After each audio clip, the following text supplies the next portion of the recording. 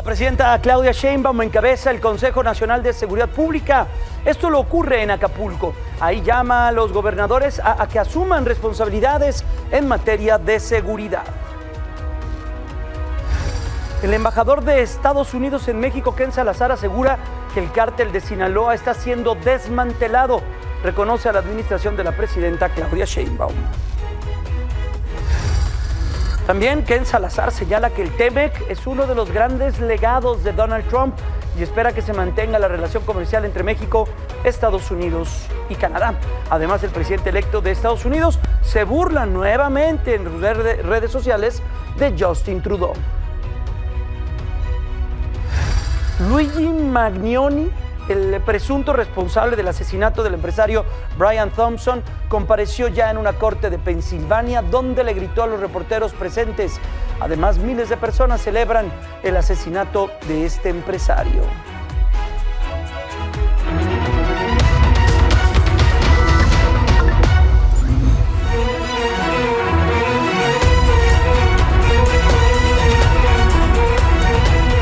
Bienvenido a Milenio Noticias de las 19 horas, los saluda Jaime Núñez. Mucha información, parte de la historia y por supuesto mucho de lo que ha ocurrido a lo largo de las últimas horas. A nombre de mi compañera Selene Flores vamos a comenzar y comenzamos con temas que tienen que ver con la seguridad.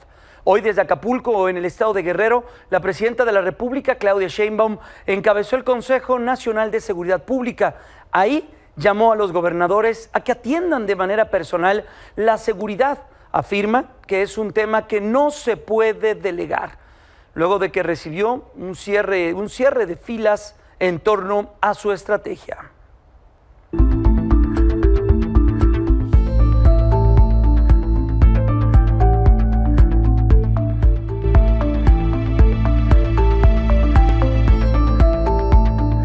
El respaldo unánime de gobernadoras y de gobernadores a la política de paz y de seguridad significa la confianza renovada en una estrategia que visualiza la seguridad no como un tema partidista, sino como una cuestión de Estado, como una prioridad que debe atenderse desde todas las trincheras y sobre todo de manera coordinada. Hoy estamos invitando a los titulares de los gobiernos estatales y municipales del país a sumarse a estas acciones que buscan la pacificación de las colonias, comunidades, barrios. Tiene como fin transformar las zonas de alta marginación y vulnerabilidad en zonas de paz. México busca la paz y las autoridades tenemos que hacer frente a esta demanda. ¿Por qué?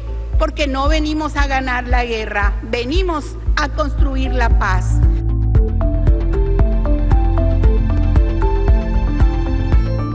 Estamos convencidos que para lograr una paz duradera en el país, debemos asumir que la seguridad es una responsabilidad compartida. Sabemos la complejidad de pacificar al país. La violencia y la inseguridad no se generaron de un día para otro y tampoco se va a resolver esta problemática de un día para otro. Sin embargo, hemos visto que con la estrategia planteada se han dado resultados contundentes que nos muestran que vamos por el camino correcto. Hay mucho por hacer, pero queremos trabajar de la mano. Vamos a seguir sumando las capacidades del Estado mexicano y trabajando con los estados para brindar un entorno de paz y seguridad a los habitantes del país.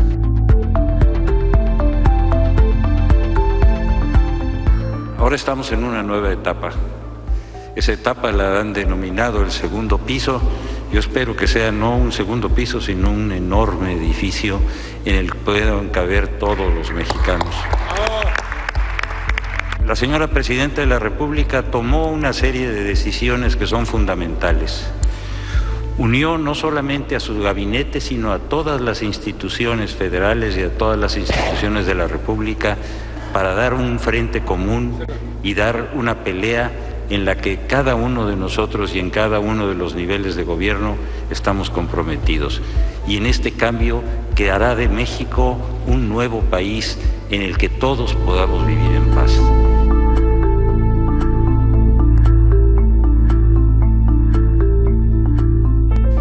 No hay división política, no hay politiquería que valga, tenemos que caminar juntos en este proceso.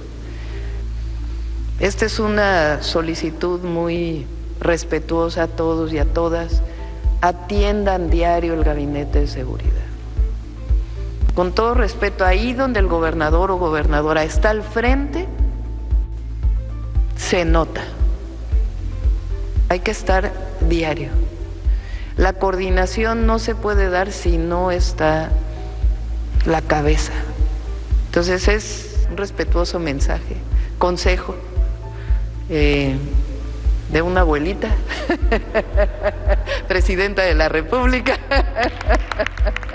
Es un consejo, un llamado a que gobernadores, gobernadoras atendamos de manera personal el tema de la seguridad. No es algo que se pueda delegar.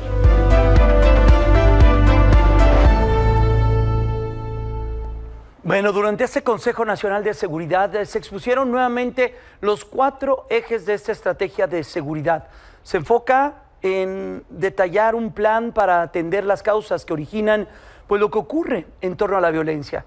La secretaria de Gobernación, Rosa Isela Rodríguez, detalló que este plan consiste en que servidores públicos tengan presencia constante en zonas de incidencia delictiva alta, que visiten casa por casa si es necesario a fin de detectar la problemática. Dijo que la estrategia ya inició en colonias de León y de Celaya, ahí en Guanajuato, en frontera con Malapa y en San Cristóbal de las Casas, ahí en Chiapas, así como en Chilpancingo y en Acapulco, en Guerrero. La presidenta Sheinbaum adelantó que en el 2025 implementarán los senderos de la paz. Esto será en todo el país. Y en medio de esto, en Veracruz, el diputado federal del Partido Verde Ecologista de México por el Distrito 18 de Zongolica, Benito Aguas, murió en un hospital del Seguro Social. Ahí recibió atención médica luego de que fue atacado a balazos el día de ayer. Esto ocurrió en la comunidad de Tepencaxtla. La agresión ocurrió la tarde-noche de este lunes, cuando el legislador fue interceptado por sujetos a bordo de una motocicleta, quienes le dispararon en varias ocasiones, hiriéndolo en la cabeza y en el tórax. Desde el inicio, su estado de salud fue reportado como grave. Sin embargo, pudo trasladarse a un hospital donde finalmente perdió la vida. La Fiscalía ya está investigando este caso. En este sentido, la gobernadora de Veracruz, Rocío Nale, lamentó la muerte del diputado federal Benito Aguas y aseguró que garantizará que las instituciones encargadas de procurar justicia en el Estado trabajen hasta dar con los responsables. A su vez, la presidenta de la República lamentó la muerte del diputado federal del Partido Verde.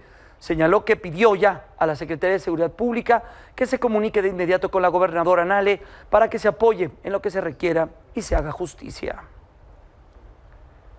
Y sobre las indagatorias, Ricardo Agüed, secretario de Gobierno de Veracruz, descartó de momento que haya un motivo político detrás del asesinato del diputado federal. Afirma que el crimen lo están investigando de forma coordinada con la Fiscalía del Estado y la Fiscalía General de la República.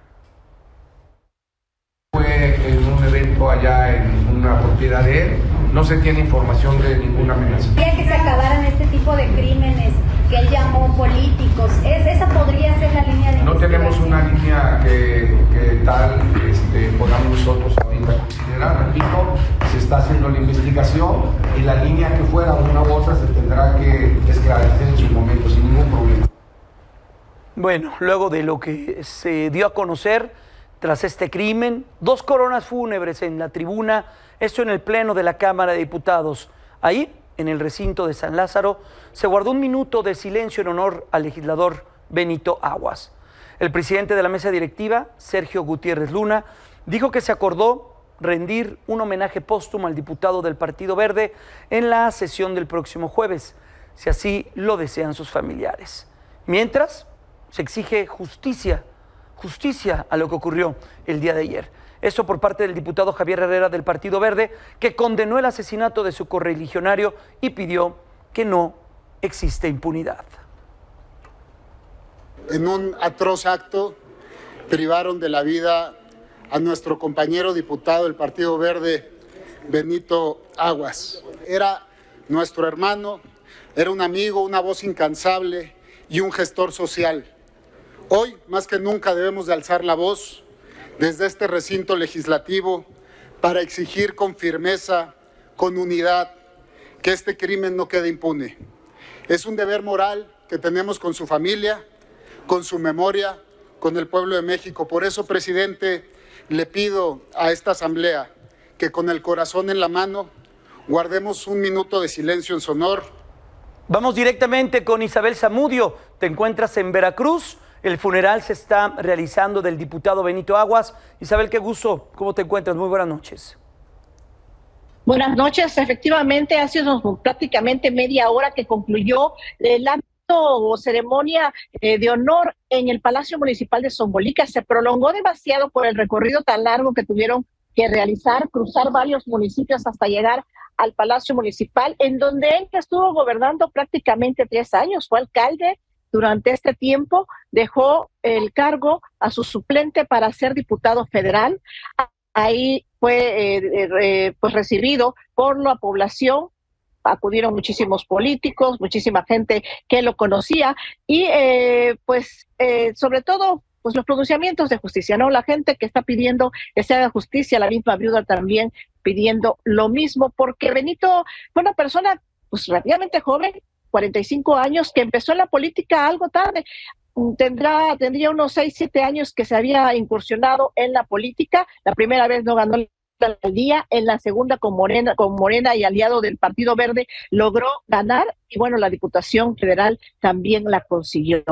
Él fue, como bien mencionabas, asesinado anoche en la comunidad de donde era originario y en donde en estos momentos es trasladado el féretro, todo el cortejo fúnebre, porque está muy lejos de la cabecera municipal. Por eso tal vez también ocurrió que pues no hubo el primeros auxilios de inmediato. Es una comunidad alejada casi 2 horas de Zongolica, y en Zongolica solamente hay un hospital, IMSS Bienestar, y de allí fue que lo trasladaron a donde falleció, en el Hospital General de Zona del municipio de Orizaba. Mañana será sepultado, por la mañana, tengo entendido, no han precisado la hora. Hoy será velado en donde él vivió, en donde vivía con su familia, y donde lamentablemente cuando hacía un recorrido con un empresario poblano, con un constructor, aparentemente un ingeniero, es cuando fue atacado por sujetos que hasta el momento no han sido detenidos. Vaya dato, Isabel. Veremos qué es lo que dice la Fiscalía. En tanto, hoy vimos ya las muestras, sí, de solidaridad y de exigencia desde el Legislativo, pasando por la gobernadora y, por supuesto, lo que ocurrió hoy en la conferencia de la presidenta, para que se exija que no quede este hecho en la impunidad. Isabel, gracias. Atentos al avance de la investigación. Muy buenas noches. Buenas noches. Y miren, en Sinaloa fueron detenidos 2 presuntos integrantes de una nueva célula de los Chapitos allá en Culiacán. Elementos de la Secretaría de Seguridad de la Fiscalía General de la República cumplimentaron 2 órdenes de aprehensión por delincuencia organizada y tráfico de armas contra Paul Alexander Martínez Barraza, identificado como operador de los Chapitos, y también contra Carla Alejandra Arámbula Castellanos. Ella, se dice, es la principal colaboradora de Paul Alexander y es la presunta encargada de la venta y distribución de droga. Paul Alexander planeaba agresiones contra inmuebles públicos con artefactos explosivos improvisados en la zona de El Dorado. Justamente respecto a los grupos criminales, Ken Salazar, el embajador de Estados Unidos en México, aseguró que el cártel de Sinaloa está siendo desmantelado, por lo que reconoció la actuación de la actual administración federal por estos hechos. Durante su conferencia de prensa, detalló que estos resultados se han logrado gracias a la nueva coordinación entre ambos países creada durante las administraciones de López Obrador y del presidente saliente Joe Biden. El diplomático propuso que continúe la colaboración entre ambas naciones. También señaló que una inversión para el desarrollo apuntando principalmente a estados fronterizos y con pobreza podría ser una herramienta exitosa. Nosotros hemos hecho bastante en crear una relación nueva, por eso los carteles, por ejemplo el de Sinaloa, se está desmantelando, ¿no? Y eso le doy el crédito al gobierno de México, porque son los marinos, los de Sedena, los de Guardia Nacional, nosotros en apoyo, pero siempre con respeto a la soberanía de México. Entonces, con optimismo. Vamos a hablar de negocios y ya está con nosotros sobre esto que hoy dio a conocer el INEGI, cómo impacta la violencia y la inseguridad al ámbito empresarial. Ana Cari Martínez, tienes toda esta información muy valiosa e interesante. Ana Cari, ¿cómo estás? Muy buenas noches. ¿Qué tal, Jaime? Muy buenas noches. Pues mira, ya lo hemos hablado en diversas ocasiones. La inseguridad que se vive en nuestro país también afecta a la actividad empresarial, afecta a los negocios, y es que la inseguridad le cuesta a las compañías mexicanas más de 124,000 millones de pesos, lo que representa 0.5% del Producto Interno Bruto. De acuerdo con la encuesta nacional de victimización de las empresas que elabora el Instituto Nacional de Estadística y Geografía, durante 2023 se cometieron 2.9 millones de delitos contra empresas en México. El INEGI detalló que 1.3 millones de establecimientos fueron víctimas de algún delito, lo que equivale a 27.2% de las empresas en el país. Si bien esta es una cifra menor en comparación con la que se registró en la encuesta de 2011, que era de 37.4%, sí se percibe un pequeño aumento en comparación con la encuesta de 2021, cuando el índice, podemos ver, era de 24.6%. Además, el ilícito que tuvo la mayor incidencia fue la extorsión, con una tasa de prevalencia delictiva de 1,562 por cada 10,000 empresas. Le sigue el robo de mercancía, dinero, de insumos o de bienes, con 1,030 incidencias, y también está el llamado robo hormiga, con un poquito más de 1,000 delitos. Y los actos de corrupción alcanzan 771. En cuanto a los sectores, el comercio tuvo más víctimas, con 31.5% del total, seguido de la industria manufacturera con 21.6% y el sector de los servicios con 24.2%. La encuesta del INEGI mostró que en las tasas más altas se registraron en Sonora, con 3,728 casos por cada 10,000 empresas, en Aguascalientes 3,638 y Querétaro 3,462. Por el lado contrario, las tasas más bajas se presentaron en Tamaulipas, con 1,756 delitos, Oaxaca 1,810 y Guerrero con 1,825. Frente a estas cifras, la encuesta del INEGI también reveló que las compañías realizaron durante 2023 un gasto aproximado de 67.2 mil millones de pesos en las medidas para prevenir esta clase de delitos. Sin embargo, se requieren medidas coordinadas, además de estas medidas que puedan tomar las empresas para tratar de evitar ser víctimas de delitos. También se requieren que el gobierno tenga una comunicación conjunta, que tenga políticas públicas suficientes y óptimas para prevenir que tengan estos actos de inseguridad, y que se garantice, por el contrario, la seguridad y el buen funcionamiento tanto de las compañías como de sus colaboradores y también de los clientes que acuden a estas empresas. Sí, y también algo importante, Ana Cari, que este costo de la inseguridad y la violencia no se traslade al consumidor final, como en ocasiones llega a suceder, sin duda, cuando pues una empresa tiene que pagar más dinero para llevar seguridad en el tráiler que transporte el producto, y pues se tiene que pagar, y en muchas ocasiones o en algunas ocasiones ese gasto va directamente al consumidor final. Bien interesante, como cada estudio del INEGI, bien interesante lo que da a conocer. Ana Cari, muchas gracias, muy buenas noches. Muchas gracias, Jaime, vamos a seguir al pendiente. Atentos. Y miren, la Secretaría de Marina y la Defensa han hecho operaciones aéreas en contra del crimen organizado, buscando renovar su flota aérea con la adquisición de nuevas aeronaves. Amílcar Salazar nos cuenta todo sobre este tema.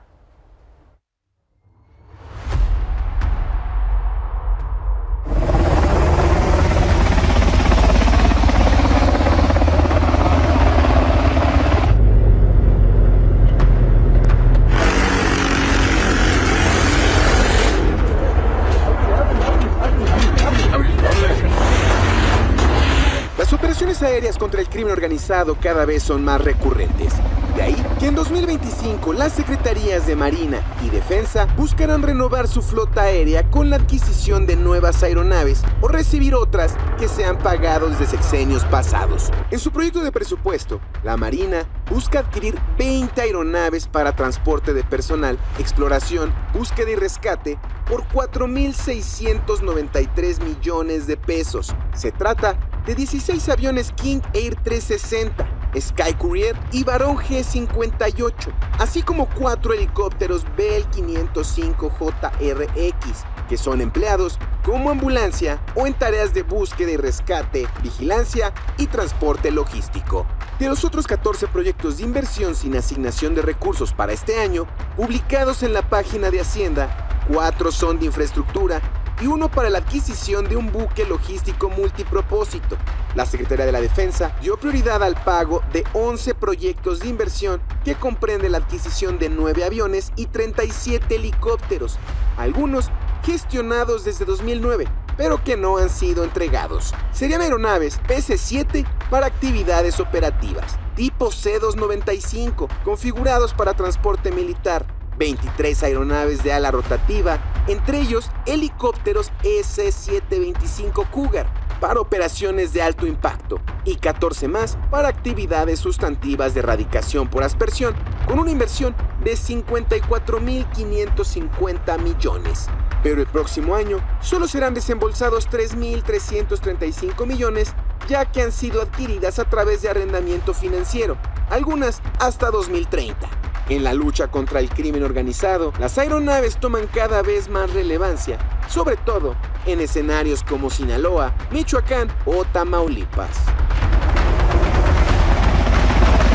Para Milenio Noticias, Amílcar Salazar Méndez.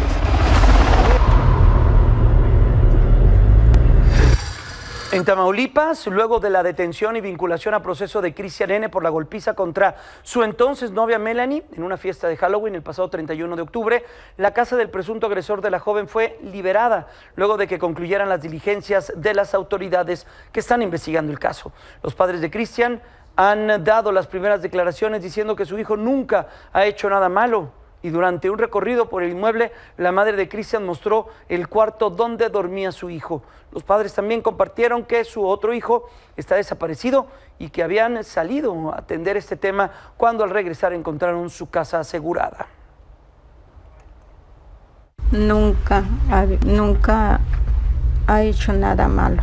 Tenemos a mi hijo mayor que está desaparecido, por eso salimos y andábamos viendo su situación, y cuando regresamos ya la casa estaba sellada y los vecinos les pueden decir que Cristian vive con nosotros. Trabajo de vigilante.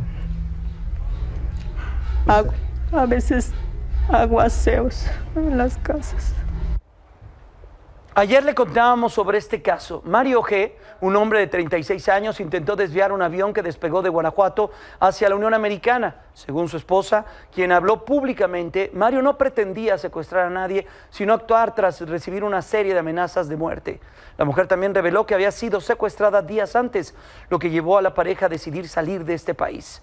Hasta ahora, la Fiscalía no ha emitido un comunicado respecto a su versión de los hechos.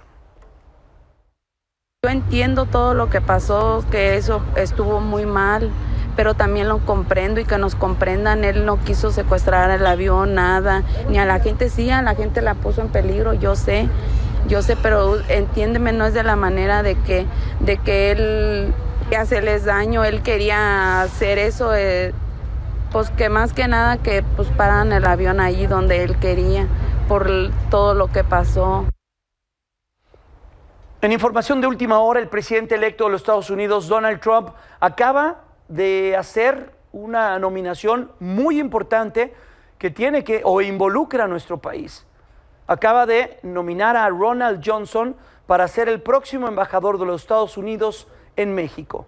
A través de una publicación en su red social Truth, Trump dijo que Johnson trabajará de cerca con el secretario de Estado Marco Rubio para promover la seguridad nacional, fortaleciendo a los Estados Unidos.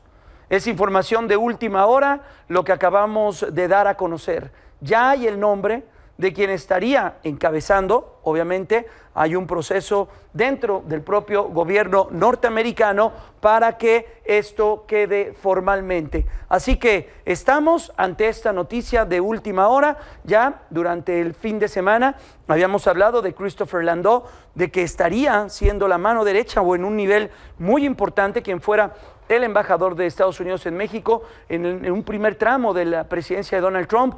Y ahora tenemos a este señor Johnson. Horacio Bessón, ¿ante qué estamos? Qué gusto saludarte, ¿cómo estás? Buenas noches. Muy bien, buenas noches. Pues sí, sorprendente, hace 5 o 10 minutos decidió ya por fin develar quién será el embajador de Estados Unidos en México, la propuesta de Donald Trump ante el Senado, y veremos cómo que sigue. Hay que checar bien el perfil. Él fue pues embajador en el 2018 de Estados Unidos en El Salvador. Al parecer no hubo tanta controversia y ver, bueno, va a trabajar de la mano con Marco Rubio. Y aquí es importantísimo ver cómo sus declaraciones en los siguientes minutos. No, y ver también y entender las biografías, ¿no, Horacio? Que eso es muy importante. Saber ante quién estamos, cuáles fueron sus declaraciones en su momento, que bueno, esto los va armando como personajes públicos. Cuando hicieron, en su caso, se hicieron declaraciones sobre migración, sobre lo que ocurría en Centroamérica, en Sudamérica. El conocimiento que tienen de México tiene que ser muy particular. Y ahora, como medios de comunicación, nuestra tarea es irnos hacia atrás y comenzar a ver qué ha dicho y qué ha señalado quién será el futuro embajador de los Estados Unidos en México. Apenas ayer mencionábamos quién va a estar en la cartera de Canadá.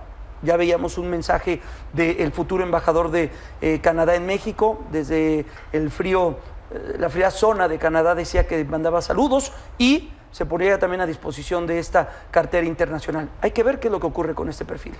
Sí, sobre todo porque la agenda se viene muy importante entre Estados Unidos y México con el segundo mandato de Donald Trump, que ya trae mucho más claras sus ideas y pues lo ha dejado claro, ¿no? En cuanto a podría haber varios puntos de posibles choques entre ambos países y cuál va a ser la posición mediadora o no del embajador. Bueno, pues vamos a estar muy atentos. Sin duda, la llegada de un perfil como el que acaba de anunciar Donald Trump trabajará de la mano con Christopher Landau. Lo que también escuchamos y lo que se celebró también hace unos días por parte también de la propia presidenta de la República, Claudia Sheinbaum, y de perfiles que saben de la relación internacional, del interesante momento que podría vivir Christopher Landau, de los propios mensajes que lanzó Christopher Landau a través de sus redes sociales. Exacto, y como tú lo dices, también es positivo la posición que tomó sobre ese nombramiento la presidenta, ¿no? Y trabajaron cuando era embajador en México, Landau, y el nuevo embajador de México era en El Salvador. Convivían mucho por cuestiones geopolíticas. Pues ya veremos qué es lo que sucede, Horacio. Veremos también de qué manera se gestiona, cuál es el proceso o qué es lo que tiene que ocurrir en Estados Unidos. Este tema tiene que pasar por Senado de la República, exacto. Bueno, en este caso por sus cámaras. Exacto, por el Senado lo tiene que aprobar y bueno, al tener el antecedente diplomático, sin duda no creo que haya tan problemas para su nominación, ¿no? Digo, para su nombramiento ya. Exactamente, y bueno, pues ya veremos, porque luego hemos visto nombramientos que da el propio Donald Trump, que terminan los perfiles por decir, ¿sabes qué? Esta mejor yo no la tomo, luego hacen declaraciones, y se me hace extraño, ¿no? Que hay funcionarios que le han dicho al presidente de los Estados Unidos que en este momento mejor no, que siguen en sus carteras. Es interesante ver qué es lo que va a ocurrir en ese sentido. Sí, y algunos que han creado bastante polémica, ¿no? Entonces, pues sí, pero aquí al parecer no es tan polémico, pero chequemos, va a estar pendiente de lo que sucede en las siguientes horas en cuanto a su perfil. Declaraciones si es que tiene las primeras y pues ver más adelante en el Congreso, en la Cámara Alta. Un perfil con pues destacados momentos que tiene Johnson en el tema militar, en el tema de seguridad nacional. Ya veremos cómo los gestiona, ya veremos cómo los anuncia. Gracias. Estaremos muy atentos. Gracias, Horacio. Hasta luego. Que estés muy bien. Y bueno, pues es importante, Horacio Bessón, con esta información de último minuto sobre quién estará haciendo las veces de embajador de los Estados Unidos en nuestro país. Vamos a hablar sobre este tema con nuestra analista, en este caso, Arlene Ramírez Uresti. Arlene, qué gusto saludarte. ¿Cómo te encuentras? Muy buenas noches. Hola, ¿qué tal? Muy buenas noches. Muchas gracias. Muy bien, un gusto saludarles. Arlene, pues de bote pronto, conocer primeras impresiones de la designación de Donald Trump con un puesto que es fundamental para la relación bilateral México-Estados Unidos. Pues mira, creo que no solamente es importante por los temas que tenemos en la agenda, ¿no? Sino porque definitivamente esta primera aproximación, ¿no? de quién conducirá las relaciones México-Estados Unidos nos hablan de las prioridades que tendrá y de las realidades que se harán nuevamente. ¿No? En esto que Christopher Landau ha sido ya cercano al expresidente, al ahora presidente electo Donald Trump, y definitivamente eso pues nos dice que la conducción de la política exterior de los Estados Unidos hacia México en el tiempo de Donald Trump estaba mucho más cercano a los objetivos de la agenda bilateral que lo que es en este momento, ¿no? Y creo que eso pues de entrada nos dice que la agenda de los Estados Unidos y de México tendrán sus complejidades, pero nos puede asegurar que el camino, de alguna forma, pues ya sabemos cómo transitarlo. Suma que Ronald Johnson haya estado en El Salvador en algún momento, conocerá de primera mano lo que ocurre en Centroamérica, conocerá de primera mano lo que ocurre con temas de migración, temas tan sensibles, quizás sea también un punto a su favor. Definitivamente, porque como te comentaba, es un perfil muy parecido al que tuvo en su primer mandato como embajador, digamos, la primera opción que tuvo Donald Trump en su primer mandato tiene un perfil muy parecido al que ahora se está anunciando. Justamente la experiencia, la sensibilidad con la región son perfiles sumamente similares, y entonces eso nos indica claramente que pues el camino será muy similar al que tuvimos con aquel embajador, y que ahora nuevamente una persona que está cercana a la región, que conoce y que tiene el pulso, ¿no? de Centroamérica, de América Latina, por supuesto que eso es alentador. Pues sin duda, ahora pues esperar a que ocurra el proceso al interior del gobierno norteamericano, sin duda es fundamental. Un poco le decía Horacio Besson, nuestro experto también en temas internacionales y editor de nuestra sección de internacional, que estar atento de la biografía del propio Johnson, los señalamientos, sus últimas declaraciones, también nos puede ir armando un perfil, ¿no, Arlene? Sí, definitivamente. Fíjate que creo que a mí me parece que es un perfil bastante interesante, como todos los que hemos visto, alguien que no solamente es republicano, digamos, en la ideología, sino que es trumpista, ¿no? Cosa que pasaba también con su anterior embajador de Donald Trump, y eso traigo a colación esta similitud, porque en realidad los perfiles que está manejando Donald Trump, igual que en su primer mandato, son perfiles ideológicos, es decir, que no solamente estén vinculados al Partido Republicano, sino que sean trumpistas, que tengan de alguna forma la visión de agenda bilateral y la agenda, ¿no? de relación con los organismos multilaterales. Esto será súper importante también por la construcción que tiene del discurso Donald Trump hacia los organismos multilaterales, y por supuesto, ¿no? la postura que tenga frente a la región, a la OEA, por ejemplo, y a la relación de los Estados Unidos con México, y a través de México con otros organismos y otros países. Pues ya veremos, Arlene. Era muy importante y fundamental escuchar tus valoraciones desde el ámbito de de que eres experta en temas internacionales, y lo agradecemos mucho, Arlene. Gracias por estos minutos, y ya veremos también lo que ocurre en un futuro con este nombramiento que se dio hace escasos minutos. Muy buenas noches. Muchas gracias por la invitación. Buenas noches. Hasta pronto. Es Arlene Ramírez Uresti con este análisis.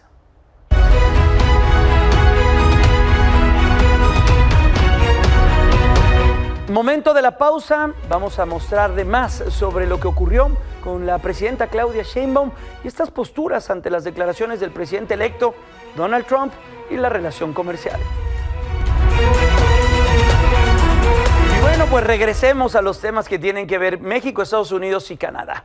Hoy, la presidenta de la República, Claudia Sheinbaum, aclaró que va a responder a todas las declaraciones de Donald Trump, pues esta relación dañaría. Si la respuesta es continua, pues sí, se vendría deteriorando esta relación tan compleja de tantos años. Ellos tienen que pasar por el Senado, la aprobación de sus equipos, muchos de los nombramientos que se hicieron. Entonces, una vez que sean aprobados, esperamos que se puedan generar estas reuniones de trabajo. No por cada declaración vamos a sacar otra declaración. Siempre vamos a defender a nuestro país como país libre, soberano, independiente, pero cada quien tenemos una forma distinta de comunicar y esta cuestión de entrar en un diálogo permanente para cada declaración que se haga, no creo que nos ayude en esta relación bilateral. ¿Invita iría? Pues ya veremos qué decidimos. Otra de las voces que también se pronunció sobre la revisión del TEMEC y de los aranceles de Donald Trump fue el embajador de Estados Unidos en México, Ken Salazar. Lo dijo en la misma conferencia de prensa que hace unos instantes mostrábamos aquí sus declaraciones. En este día, llegando ya al fin del año, del 24, recibiendo el año que viene, el 25, México y Estados Unidos son los socios número 1 en toda la historia del mundo. Y eso está basado en tener un marco legal internacional entre 3 países que se tiene que seguir. Ese marco es lo que nos ha dado la confianza, la certidumbre que vamos a estar nosotros unidos en América del Norte. Llegará un presidente nuevo en los Estados Unidos, pero sé que ese presidente fue el que firmó el tratado. Sé que cuando habla del TEMEC, habla con orgullo, que es uno de sus legados. Luego de que el primer ministro de Canadá, Justin Trudeau, anunciara que su país está listo para responder los aranceles de Donald Trump, vea lo que hizo hoy el presidente electo de Estados Unidos. Le respondió, pero le respondió muy al estilo Trump. Le respondió en su red social y le escribió lo siguiente: fue un placer cenar la otra noche con el gobernador Justin Trudeau del gran estado de Canadá. Del gran estado de Canadá. Haciendo un poco de mofa lo que se ha dicho de que debe anexarse y ser el estado 52 de la Unión Americana.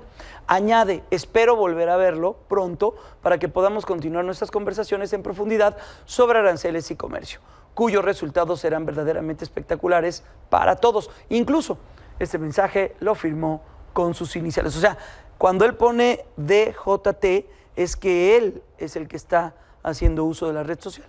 Esto no es community manager, esto no es nadie más que el propio Donald Trump. Y luego de esto, el primer ministro de Ontario, Doug Ford, le respondió a Trump. Ellos sí están, uno responde, otro responde, uno responde y el otro responde.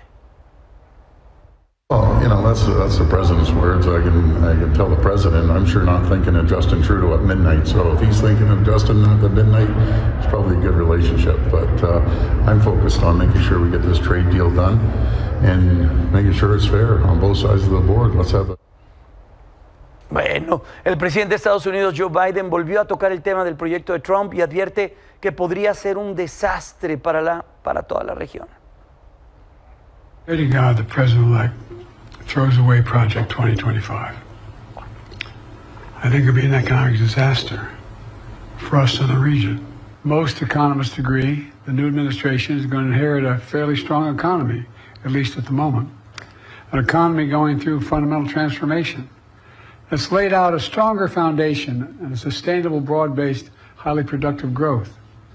And it's my profound hope that the new administration will preserve and build on this progress. En temas del Poder Judicial, este día fue el último informe de la ministra presidenta de la Suprema Corte, Norma Piña. En este habló de los retos de la reforma judicial y denunció también amenazas en su contra desde el gobierno.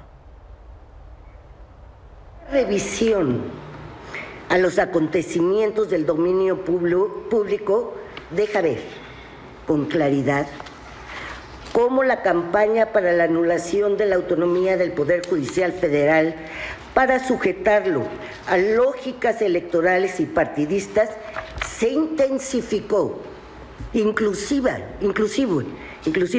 de manera violenta, cuando la Suprema Corte de Justicia y sus integrantes actuamos como nos corresponde, como un tribunal constitucional. Pero lo cierto es que la campaña de deslegitimación de personas juzgadoras federales comenzó hace más de 6 años.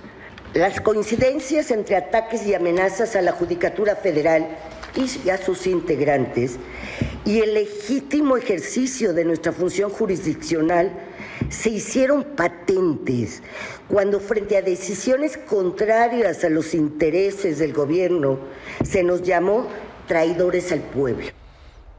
Mientras el Senado define la lista de los candidatos para la elección judicial extraordinaria, misma que va a ser publicada el domingo, que viene. El presidente de la mesa directiva del Senado, Gerardo Fernández Noroña, reveló que los jueces sí se podrán registrar de manera extemporánea.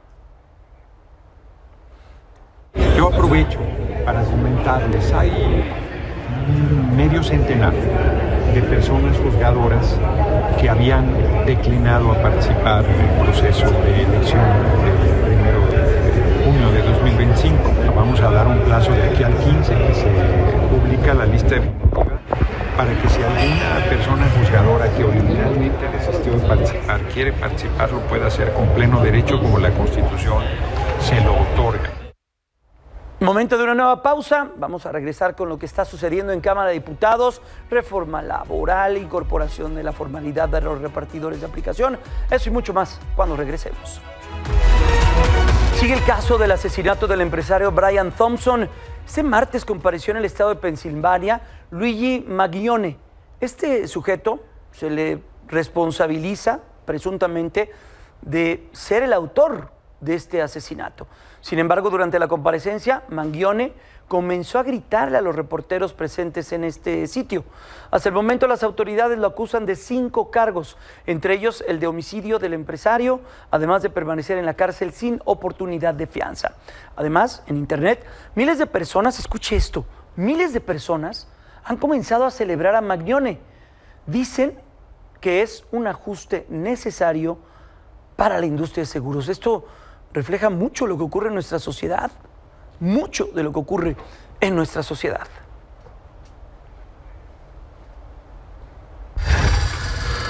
Y mire, Estados Unidos declaró a la emblemática mariposa monarca como una especie amenazada. Ante esto, la protección de esta especie va a entrar en vigor a partir del 12 de marzo del 2025. Fanny Miranda, tienes todos los detalles, datos y bueno, pues información súper relevante de algo que une a México, Estados Unidos y Canadá, la mariposa monarca. Qué gusto, Fanny. Buenas noches. Gracias, Jaime. Muy buenas noches. Pues hoy justamente el Servicio de Pesca y Vida Silvestre del Gobierno de Estados Unidos anunció su decisión de brindarle protección a la mariposa monarca, que como lo comentas es un insecto que recorre más de 4,000 kilómetros desde Canadá a Estados Unidos hasta llegar a los bosques de nuestro país, y el proceso todavía no ha terminado. Hoy se da el anuncio de esta decisión de incluirlo en su ley de especies en peligro de extinción, pero se abre a partir de hoy un proceso de opinión pública en el cual las diversas organizaciones, ciudadanos van a poder emitir su opinión, sus recomendaciones sobre esta ley para que se haga pública a mediados de marzo. Se dice que ya casi está planchado, ya casi es un hecho la inclusión de la monarca a esta lista, a esta ley de especies en peligro de extinción. Sin embargo, todavía el proceso está abierto y oficialmente se daría hasta mediados de marzo. Y este ha sido un proceso larguísimo de más de 10 años. Hace 10 años fue justamente que organizaciones civiles como el Centro para la Diversidad Biológica, junto con otras ONGs en Estados Unidos, impulsaron pues que la mariposa monarca fuera incluida en la lista de especies en peligro de extinción de Estados Unidos debido al declive que se ha registrado en los últimos años. Y es que fíjate, tan solo de 1999 a 2010, la población de mariposas monarca en los bosques de migración, en los bosques de hibernación en Michoacán y el Estado de México cayó en 80%. Tan solo el año pasado se registró menos de 1 hectárea de ocupación de estas mariposas, y lo que dicen los expertos es que junto con el uso de herbicidas en el medio oeste de Estados Unidos y el cambio climático, esta especie no podrá sobrevivir si no se implementan medidas de protección. Y uno pues de los riesgos más graves que se corre es que la monarca pues no tenga de qué alimentarse en su fase larvaria justamente en estos campos agrícolas de Estados Unidos, que es ahí donde se provocó el mayor declive. Ahí se está utilizando en estos campos un herbicida de Monsanto que se utiliza para el uso de cultivos de maíz y soya transgénicos. Este herbicida mata por completo las asclepias de las que depende la monarca, y al eliminarse el alimento pues no hay orugas, no hay mariposas monarca, y por ello este decremento tan grave, tan significativo de mariposas a lo largo de todo su ciclo migratorio, y eso se ve en los bosques de Michoacán. Por muchos años se dijo que el problema estaba en México, que estaba en la tala clandestina de los bosques. Esto se resolvió hace varios años. Ahora se dice que la principal causa es justamente el uso de estos herbicidas en el medio oeste de Estados Unidos junto con el cambio climático, y por ello la importancia de que Estados Unidos finalmente, después de 10 años, ya pues haya levantado la mano, haya decidido incluir a esta especie en la ley de estas especies en peligro de extinción, pero todavía falta que se culmine este proceso. Y bueno, destacar que en México la mariposa monarca sí está protegida, es una especie sujeta a protección especial bajo la norma 059 de la Semarnat. También destacar que hay toda una reserva de la biosfera que cuida a la mariposa monarca justamente en los bosques entre Michoacán y el Estado de México, que también se están haciendo esfuerzos importantes a lo largo de la ruta migratoria. En Canadá también la especie está protegida, y también la Unión Internacional para la Conservación de la Naturaleza hace 2 años la declaró al fenómeno migratorio como en riesgo de desaparecer. Así que es una buena intención esta, la de Estados Unidos, la que hacía falta para que la mariposa monarca pueda sobrevivir a estos cambios del clima tan dramáticos que estamos viviendo en el planeta. Pues sí, ya es un tema elemental sobre lo que ocurre alrededor del cambio climático. Fanny, ya veremos esta nueva realidad a partir del 12 de marzo, sin duda muy importante. Hoy, en estos días, ya dicen expertos, presencia de miles, quizá millones de mariposas en los bosques del Estado de México y de Michoacán. En estas fechas comienzan a llegar, se quedan hasta prácticamente febrero, marzo del 2025. Gracias, Fanny, cuídate mucho, que estés muy bien y muy buenas noches. Muy buenas noches. Vamos a ir a la pausa, regresamos.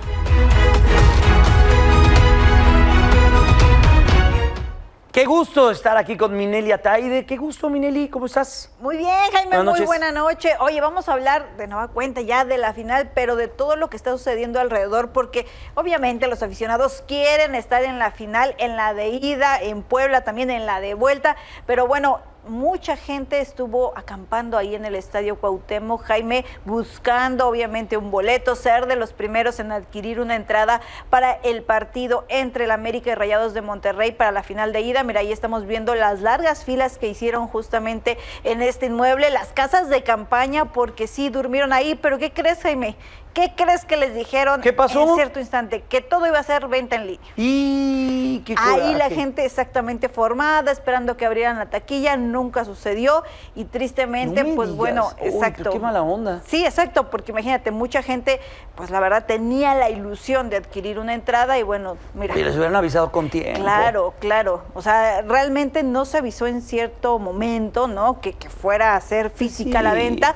Ellos pues pensaron en que sería de esa manera, y bueno, al final ahí están, pero todo tendrán que buscarlo en línea. Por supuesto, estarán cotizadísimas estas entradas, Jaime, las de la vuelta. Recordemos pues que la mayoría del estadio del Gigante de Acero de Monterrey pues está vendida, ¿no? Recordemos que ellos, tanto Tigres como Monterrey, tienen abonados una buena cantidad, y es muy complicado que se puedan adquirir entradas. Pero bueno, vamos a cambiar de información, Jaime, porque, por favor, mira, haciendo uso de la tecnología, vamos a ver las imágenes, la verdad, se creó una transmisión alternativa del duelo de la NFL. Con los personajes, en este caso con los personajes de los Simpsons, exacto, en tiempo real. En tiempo real. Es una maravilla. Y esto ya es la segunda o la tercera ocasión. Lo hicieron en el cuarto de Woody de esta caricatura de Toy Story. Exactamente, también. Sí, exactamente. Y no es la primera vez, pero obviamente, ¿qué tratan de hacer? Enganchar a toda la gente que no es tan apasionada, ¿no?, a este deporte, pero enganchar a nuevas generaciones también,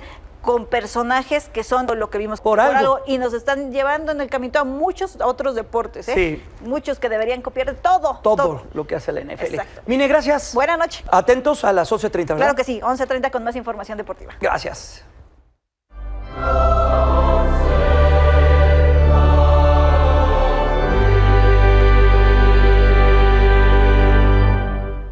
Dos días de la conmemoración de la aparición de la Virgen de Guadalupe en el Cerro del Tepeyac, sigue la llegada de peregrinos. Vamos a la Basílica directamente con Graciela Olvera. Graciela, todo va bajo control, con muchísima gente. Qué gusto, Graciela, ¿cómo estás? Muy buenas noches. Hola, ¿qué tal? Buenas noches, Jaime. Pues como bien lo comentas, ya llegó los peregrinos, comienzan a llegar a partir después del viernes pasado comenzó el operativo Basílica 2024, hasta la fecha van 4 millones de peregrinos. Podemos ver que ya empiezan la gente, los trabajadores, las personas que tienen restaurantes a pagar las mandas. Podemos ver que una taquería de la colonia Progal aquí en Azcapotzalco empezó a pagar, pues a dar tacos a los peregrinos que vienen a este punto. Hace la mención que en el operativo 2024 de la Basílica, pues hay más de 18,000 participantes, trabajadores del gobierno de la Ciudad de México, de la alcaldía Gustavo Madero. Asimismo también están los efectivos de la Secretaría de Seguridad Ciudadana de la Ciudad de México, quienes están pues blindando a todos los peregrinos que vienen hasta este punto. Hacer la mención de que en comparación con otros años, este año hay más calles cerradas. A los peregrinos que antes pernoctaban en las calles ya los mandaron directamente a la casa del peregrino, y también hay muchos temas sobre que están viendo muy de cerca con tema de Profeco, con tema de Ministerio Público y del C5, que toda la gente tenga, pues que esté bien en su estancia durante la peregrinación que vayan a hacer y llegar a dar las gracias a la Basílica de Guadalupe. Asimismo, a partir de hasta hoy, hasta el corte de las 6 de la tarde, son 4 millones de personas. Se espera que hasta que termine toda esta temporada, que viene siendo hasta el próximo viernes, sean de 11 a 12 millones los peregrinos que hayan venido a darle gracias a la Virgen por el 493 aniversario de las apariciones marianas aquí en el Cerro del Tepeyac, Jaime. Bueno, pues ahí estamos viendo, Graciela, imágenes de familias que pues tienen una larga tradición de apoyar a los peregrinos. Vemos familias, hoy en la tarde platicábamos con gente que tiene más de 30 años de brindar comida, agua y todo apoyo a los peregrinos que vienen caminando. Y hacíamos un llamado, Graciela, a la gente de la zona de la periferia del Valle de México a manejar con precaución estos días. Muchos peregrinos llegan caminando por las distintas carreteras que conectan a la Ciudad de México. Hay que ser prudentes, hay que tener cuidado, y también si manejamos y estamos en circulación en la Ciudad de México, también hay que hacerlo, porque hay mucha gente que va dirigiéndose allá a la Gustavo Madero, a la Basílica de Guadalupe. Efectivamente, son muchísimos peregrinos que vienen en camino, y en las principales arterias, la México-Querétaro, la México-Pachuca, la México-Puebla, y pues las principales arterias también con destino aquí a este punto a la Basílica de Guadalupe. Gracias, Graciela. Atentos a lo que ocurra allá en la Basílica de Guadalupe. Cuídate mucho. Seguimos al pendiente. Gracias, Graciela Olvera, atenta de lo que está ocurriendo allá en la Basílica. Quédese con Pedro Gamboa, mañana aquí nosotros, a las 7.